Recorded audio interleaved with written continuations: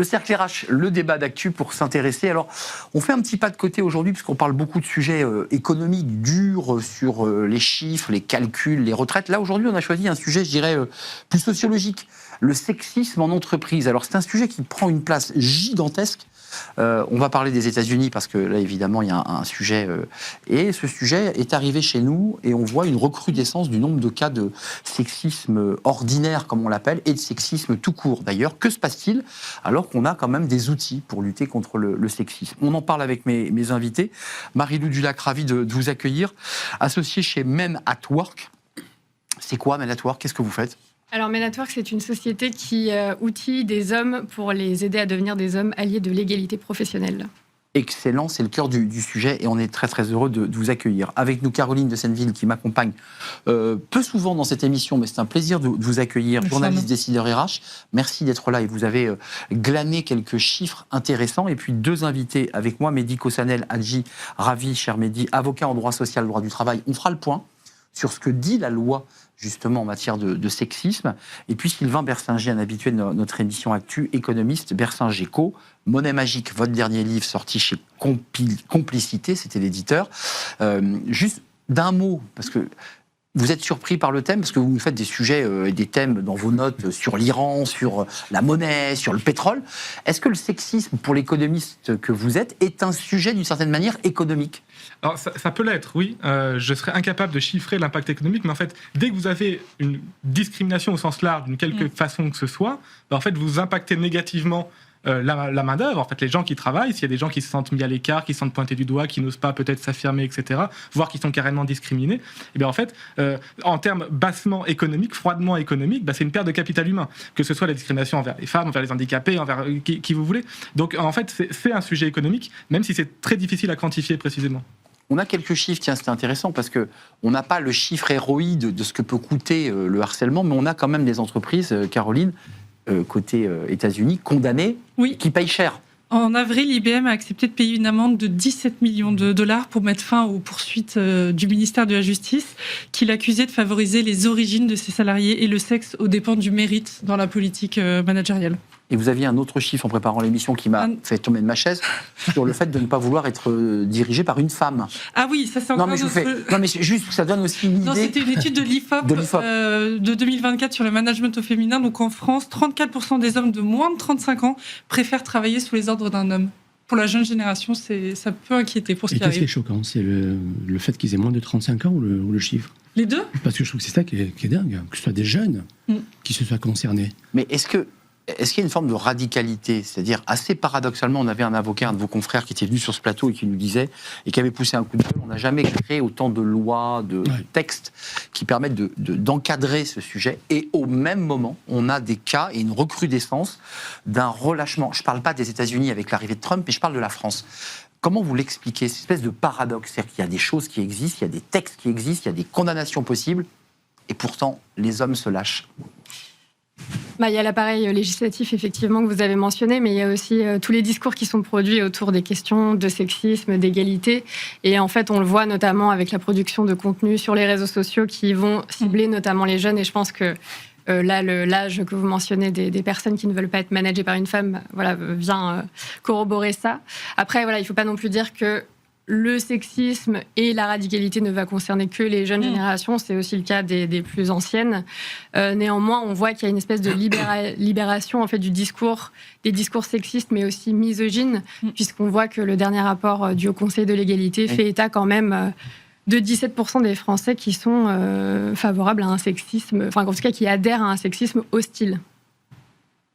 C'est quoi, c'est un sexisme hostile? Parce que j'avais préparé l'émission, j'avais raté l'expression.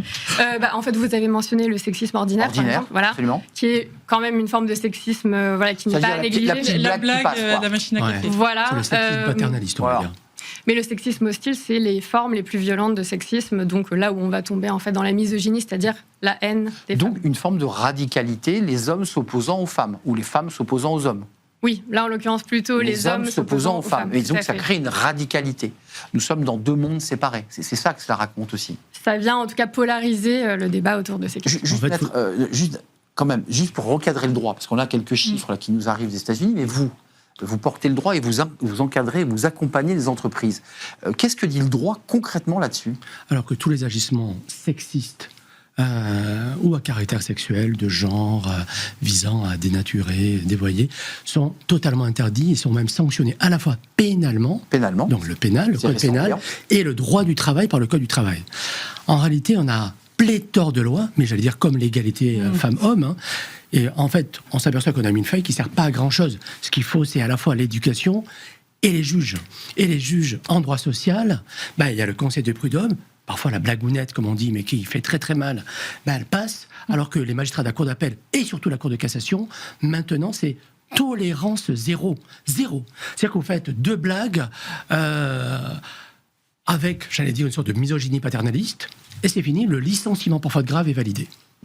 Le nombre d'enquêtes sur... Vous avez des cas concrets ? Ah oui, j'en ai plein. D'accord. J'en ai plein. J'ai de plus en plus de sociétés, pas forcément dirigées par des femmes, dirigées par des hommes, avec des jeunes ou qui ne tolèrent pas. Qui ne tolèrent plus en disant, dès qu'il y a un moindre doute, on lance une enquête. Alors c'est rare que les enquêtes soient lancées comme ça, au hasard. En général, il y a des faits avérés. Donc il y a une accumulation de faits.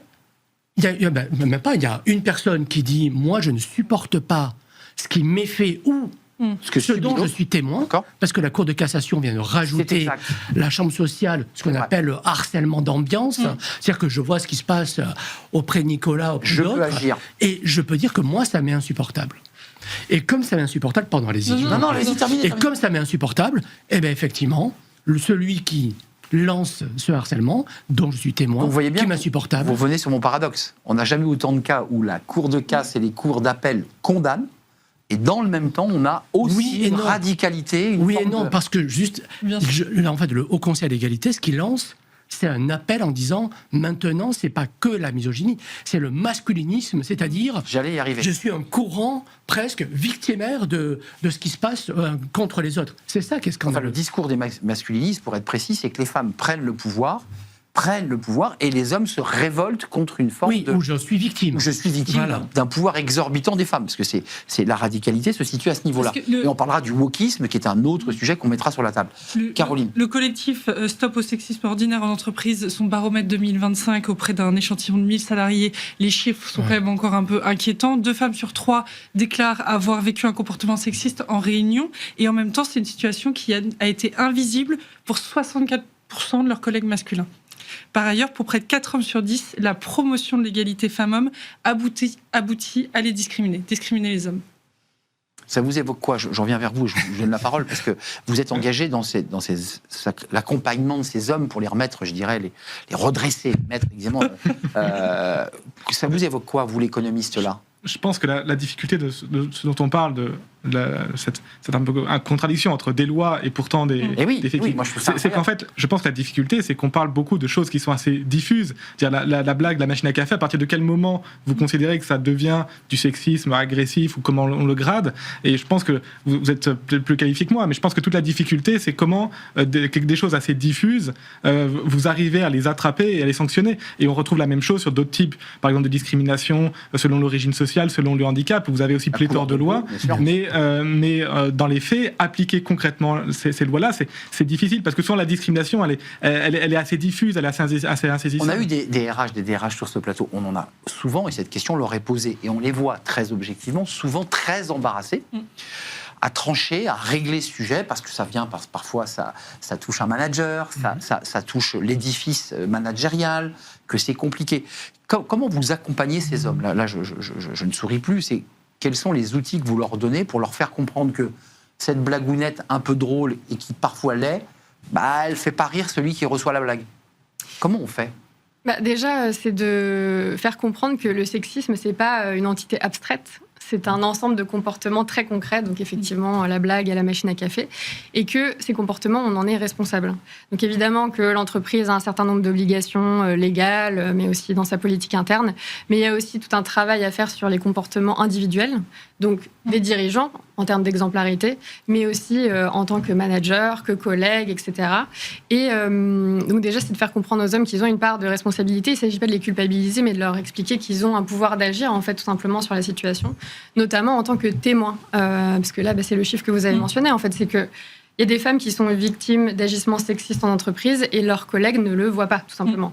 Donc déjà, je pense que c'est aussi pour cette raison qu'on a de plus en plus de cas qui sont portés devant la justice et qu'on a une meilleure connaissance aussi de ce qu'est une discrimination, un agissement sexiste, une blague sexiste. C'est très encadré, ça, il n'y a pas de... Voilà, mais beaucoup de gens ne le savent pas. Enfin, beaucoup de gens pensent qu'avoir un calendrier avec des femmes nues dans son bureau, c'est OK, alors que ça non. se fait encore, ça? Ah, bien sûr. Le Pirelli du routier, non, il y a encore ça? Si, oui, bien sûr. D'accord, ok, non mais c'est intéressant, on en apprend tous les jours. Juste, Caroline? Non, mais il y a un autre sujet qu'on n'a pas encore abordé, mais il y a le sexisme en entreprise au quotidien. Il y a aussi pour les femmes qui sont managers, où là, il y a aussi des biais énormes. Les compétences des femmes managers ont tendance à être remises en cause par ce fameux baromètre. Une femme sur 2 a déjà entendu des propos en ce sens, qui remettaient en cause leur capacité à être manager. Je reviens sur cet enjeu-là de la radicalisation du discours chez les hommes. Qui ont le sentiment que leur masculinité est en péril, qui renvoient le débat sur le wokisme. Est-ce qu'on a mal compris ce qu'était le wokisme, auquel cas ça a généré une forme de révolte des hommes, un peu psychanalytique? Comment vous observez ce sujet? Parce qu'on a l'impression aujourd'hui que la réconciliation est complexe entre les hommes et les femmes, alors que j'imagine que vous prônez l'harmonie et le travail réconcilié entre les hommes et les femmes. Enfin, j'imagine que vous portez ce sujet. Parce qu'il y a des féministes qui vont plus loin quand même. Disons que c'est assez confortable de dire qu'on assiste à une guerre des sexes, puisque ça alimente justement ce clivage et ça aussi, ça permet de maintenir le statu quo. En fait, pour moi, là où les anti-woke ont gagné, c'est qu'ils ont fait état du wokisme comme étant un mouvement homogène. De droits pour les minorités, donc où on met dans le même paquet les femmes, les personnes noires, les personnes en situation de handicap, et c'est comme s'il y avait une espèce de confédération woke qui voulait écraser... Des minorités devenant une majorité. Voilà, qui voulait écraser l'homme blanc, alors qu'en fait c'est pas du tout ça, c'est beaucoup plus complexe. Donc finalement le wokisme c'est une construction, un ennemi utile qu'on va brandir pour justement justifier soit le statu quo, ou soit des régressions en termes de droits pour... Mais Marie-Lou, ça vous l'entendez en formation, enfin j'ai même vous accompagnez les entreprises, vous avez des gens dans des salles, j'imagine, vous devez entendre ça. Comment vous décryptez, vous leur expliquez ce qu'est le wokisme vraiment, vous ramenez votre définition, comment vous faites ça? Parce que ça, on l'entend, même dans des discussions informelles avec des dirigeants, vous l'entendez ça? En fait, il s'agit de déconstruire les freins qui empêchent les hommes de s'engager en faveur de l'égalité, ou même d'être favorables à l'égalité. Et en fait, ces freins, ça vient souvent de peur, en fait. La peur de perdre son statut, la peur de perdre des opportunités, la peur de perdre ce qui nous serait dû d'une certaine manière. Et ça, je pense que mon collègue économiste pourra aussi en parler. Mais le fait d'être dans un contexte d'incertitude économique où on rencontre beaucoup plus de difficultés pour avoir un emploi, en fait, on va assez facilement, plus facilement en tout cas, trouver un bouc émissaire qui serait donc par exemple une femme, voilà, en accusant la discrimination positive, plutôt que d'aller chercher plus loin, parce que voilà, encore une fois, il s'agit de trouver un ennemi facile à identifier, et donc là, en l'occurrence, il s'agit du féminisme. Donc vous soutenez le wokisme? Oui.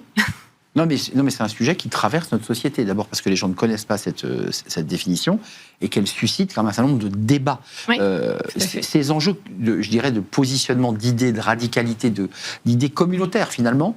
L'économiste, là aussi, est-ce que vous dites, tiens, Bercingéco va peut-être faire une note sur ce sujet parce que ça a une vraie incidence sur notre économie, ça va bien au-delà d'un sujet sociologique? Oui, non, mais vous avez raison, ça a une incidence. La difficulté, c'est que les économistes, au bout du compte, on aime bien quand même mettre un chiffre, ne serait-ce qu'un ordre de grandeur, et que là, c'est très difficile. C'est très difficile on se doute qu'il y a beaucoup de choses en économie dont on se doute qu'elles ont un impact. L'Afrique économie, c'est sur des sujets éco. Oui, on retrouve un peu Afrique Economics, oui, en effet. Mais c'est difficile d'arriver à même une estimation d'un résultat en disant, voilà, on perd tant de croissance parce que tant de PIB, tant d'emplois, tant d'exportations, tant de ceci, tant de cela. Mais il y a quelques éléments qui peuvent vous aider. Quand je me sens mal, que je sois une femme ou un homme, et là on parle de femmes, il y a des absences. Je produis moins, entre guillemets. Les DRH et dirigeants, ils ont envie de trouver une solution. On va créer une enquête pour essayer d'objectiviser le problème. Donc il y a beaucoup d'énergie, beaucoup de temps. Donc moins de production. Il y a aussi le souci de vouloir éduquer, donc moins de production. Et donc une amélioration de tenter de trouver une solution. C'est intéressant, c'est un débat que je trouve passionnant parce que normalement la société devrait résoudre ce sujet par l'école, par l'université, par le lycée, et qu'en fait on laisse encore une fois à l'entreprise le soin de régler ces sujets, de réparer ces sujets. Vous n'avez pas ce sentiment-là que la société aurait réglé ce problème, puisque l'entreprise, comme vous le dites, c'est la création de valeur, c'est construire des projets communs, et probablement pas régler ce genre de sujet. Et pourtant, elle est amenée à le faire. Oui, je voudrais juste rebondir rapidement sur ce qui a été dit. Alors, il y a les travaux de Lucille Pétavin sur le coup de la virilité qui nécessitent davantage de recherche pour être de plus en plus précis, mais je trouve que c'est déjà une bonne première approche de ce que ça coûte à la société en fait de promouvoir des idéaux virilistes, une masculinité traditionnelle. Parenthèse refermée. Maintenant, je réponds à votre question.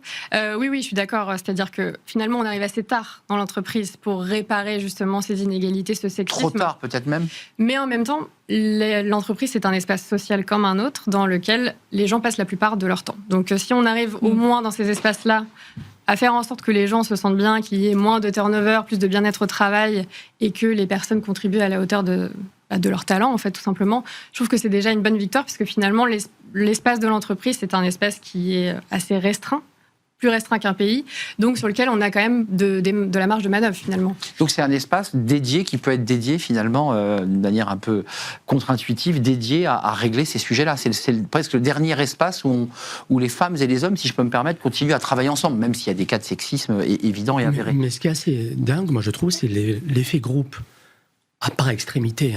Quand on rencontre des gens qui ont des propos anormaux, désobligeants, quand vous les prenez individuellement, ils vous disent mais je m'en suis pas rendu compte, je suis vraiment désolé. Ils sont sincères. Vous nous dites qu'ils sont quand même condamnés par une cour d'appel ou par une cour de casse. On les licencie, mais la cour de cassation nous dit, même les cours d'appel, si ça arrive, c'est pas il faut le licencier. Il faut le licencier pour faute grave. C'est impossible de maintenir le contrat de travail, c'est impossible. Mais quand vous faites des enquêtes, quand vous auditionnez ces personnes-là, ces hommes-là, ils vous disent mais je suis sincèrement désolé.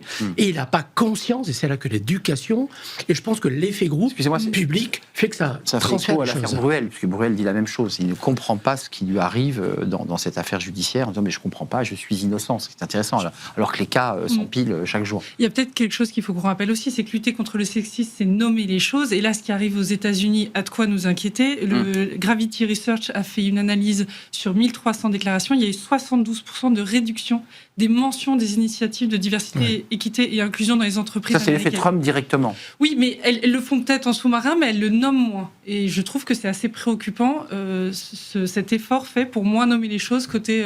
mais ça montre que c'était peut-être aussi des efforts de façade, alors, que les gens étaient moins sincères. C'est ça. Mais est-ce que c'est un débat politique? Parce que l'entreprise me semble, peut-être me trompais-je, mais semble être aujourd'hui un rempart dans lequel il est possible d'intervenir, de faire des formations, d'éduquer, j'ai envie de dire. Mais est-ce que c'est aussi un débat politique? Est-ce que c'est aussi un débat qui vient traverser la question politique? Ça l'est forcément, puisque l'entreprise est traversée aussi par ce qui se passe dans la société. Et je trouve que l'exemple de Trump est un très bon exemple, dans la mesure où Trump a expliqué très clairement qu'il mettrait fin au contrat avec les entreprises qui continuent à promouvoir les politiques de diversité. Donc en fait, ça a un impact très concret sur le business. À vérifier d'ailleurs, parce que je ne sais pas si l'économiste, encore une fois, Sylvain Bersinger, est-ce qu'il a vraiment rompu? Parce qu'il avait annoncé ça, c'était très martial. Et on voit des entreprises, je pense à PwC, qui avait une politique d'inclusion extrêmement dynamique et de diversité. J'ai le sentiment qu'il n'a pas rompu le contrat avec PwC, mais peut-être me trompais. La difficulté avec Trump, c'est qu'il y a toujours plein de trucs, et puis qu'après 48 heures, après, il fait à moitié l'inverse, etc. Et oui, globalement, toutes les mesures de diversité aux États-Unis, il est foncièrement hostile, et son administration, d'une manière générale, est foncièrement hostile. Et il y a un détricotage, alors je ne saurais pas vous dire exactement en droit américain, mais il y a un détricotage, une volonté de détricotage, c'est pas juste des mots, c'est-à-dire que l'administration Trump est clairement hostile à toutes les mesures en faveur de l'égalité des femmes, la question aux États-Unis des Noirs, des Asiatiques, etc. Ils ont des statistiques raciales très précises. Les fameuses minorités. Trump est objectivement contre ça. Il le revendique, son administration revendique d'être contre. C'est pas juste, et je critique comme ça les wokistes en passant, c'est une bataille presque culturelle de son point de vue. Culturelle, bien sûr, bien sûr. Avant de nous quitter, comment ça se passe, vous, dans votre entreprise? Vous tirez des slides, vous présentez, il y a des conférences. Comment vous faites très concrètement pour faire passer les messages dont on débat sur ce plateau? Nous, très concrètement, le cœur du réacteur de l'entreprise, c'est des formations. Donc des ateliers en non-mixité masculine, donc ça c'est l'une des particularités. On a un formateur masculin. Non-mixité masculine, c'est-à-dire il n'y a que des hommes. Voilà. D'accord. Un homme s'adresse à des hommes pour leur expliquer qu'est-ce qui se cache derrière la mécanique sexiste. Et vous n'auriez pas pu mettre une femme qui s'adresse à des hommes? Ça aurait été Et bien justement, amusant. en fait, c'est je ne veux pas refaire vos programmes, mais... non, mais en fait, un homme a plus de légitimité à parler de sexisme à des hommes qu'une femme, parce qu'il n'y a pas le biais. Donc, suspicion de promouvoir un agenda caché. Et aussi, c'est proposer des modèles masculins auxquels s'identifier aux hommes au sein de l'entreprise. Et ensuite, excusez-moi, mais comment vous faites pour ensuite faire rencontrer ces hommes qui ont reçu cette formation pour recréer, retisser un lien qui avait peut-être été un peu brisé? Comment ça se passe? On recrée des temps en mixité, où on va échanger sur un plan d'action commun dans lequel les hommes vont être activement engagés pour justement promouvoir ces valeurs d'égalité. Marie-Lou, il nous reste quelques secondes. C'est bien sûr des hommes neutres qui n'ont pas forcément eu de difficultés ou reconnus par les RH comme ayant eu des problèmes. Ça peut être tout homme au sein de l'entreprise. Tous les hommes au sein de l'entreprise. Oui. C'est pas des gens dont on dit tiens, va donc faire la formation avec non, Marie-Lou. non. Ça va te faire le plus grand bien. On est d'accord. On est d'accord. C'est ça. Non, mais c'était pour être tout à fait clair. Merci à vous quatre. C'est un débat passionnant, un débat très profond. Merci à vous, chère Marie-Lou Dulac, associée Men at Work. Merci Caroline de Senneville de m'avoir accompagné dans cette belle émission Journaliste décideur RH. Et merci à vous, cher Sylvain Bersinger, économiste Bersinger-Co. Je n'aurai pas le temps de citer votre livre et je remercie Mehdi Kossanel Hadji, spécialiste droit du travail et droit social. Merci à vous, merci à Léa, merci à Nicolas Juchat, merci à toute l'équipe, Charles à la réalisation et merci à Alexis au son. Nous sommes en retard. Je vous dis à très bientôt. Bye bye.